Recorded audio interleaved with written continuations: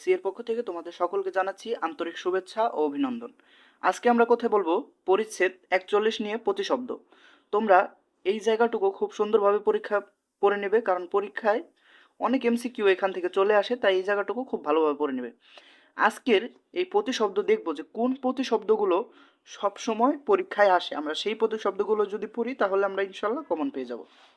চলো তাহলে আমরা দেখা শুরু করি। এই যে যেই প্রতিশব্দগুলোর পরে গুড দেওয়া আছে এই প্রতিশব্দগুলোই ইম্পর্টেন্ট। যেমন আকাশ, আকাশ, গগন, আসমান, খ, অম্বর, নভ, নভ, অন্তরিক্ষ, দুর্লভ, নীলিমা। এই আকাশটা খুব ইম্পর্টেন্ট এবং আগুনটাও খুব ইম্পর্টেন্ট। ইচ্ছা, এটাও খুব ইম্পর্টেন্ট। তার পরবর্তীতে চলো আমরা আরও কিছু দেখি। এই যে কন্যা, এটা প্রায় এমসিকিউতে চলে আসে, তোমরা একটু দেখে নেবে। তোমরা একটু ভোট অ্যানালাইসিস করলে দেখতে পারবে যে এই কন্যাটা প্রায় চলে আসে। তার পরবর্তীতে আমরা আরও কিছু গুরুত্বপূর্ণ দেখে নিই যেগুলো প্রায় এমসিকিউতে চলে আসে। গুরুত্বপূর্ণগুলো আগে পড়বা, তারপরে যদি সময় পাও তাহলে অন্যগুলো পড়বা। যেমন চাঁদ, চুল, ঝড়, চাঁদ, চুল, ঝড়, এগুলো প্রায় চলে আসে, এগুলো খুবই ইম্পর্টেন্ট। তোমাদের এই পর্বতটা ইম্পর্টেন্ট এবং এই পানিটা খুবই বেশি ইম্পর্টেন্ট এবং পৃথিবীটাও ইম্পর্টেন্ট।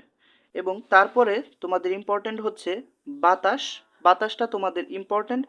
এবং আরও একটা ইম্পর্টেন্ট, এই শেষে আরও দুটো ইম্পর্টেন্ট আছে, একটা হলো রাত এবং আরেকটা সমুদ্র।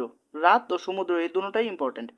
এবং এইদিকে আরও কিছু ইম্পর্টেন্ট আছে এবং এখানে আছে সিংহ, সূর্য, স্বর্ণ, স্বামী এবং হাতি। আশা করছি এই যে আমি যেগুলো বললাম যেগুলো ভালো, এগুলো পড়লেই তোমাদের প্রায় সকল বোর্ডেই কমন আসবে ইনশাল্লাহ।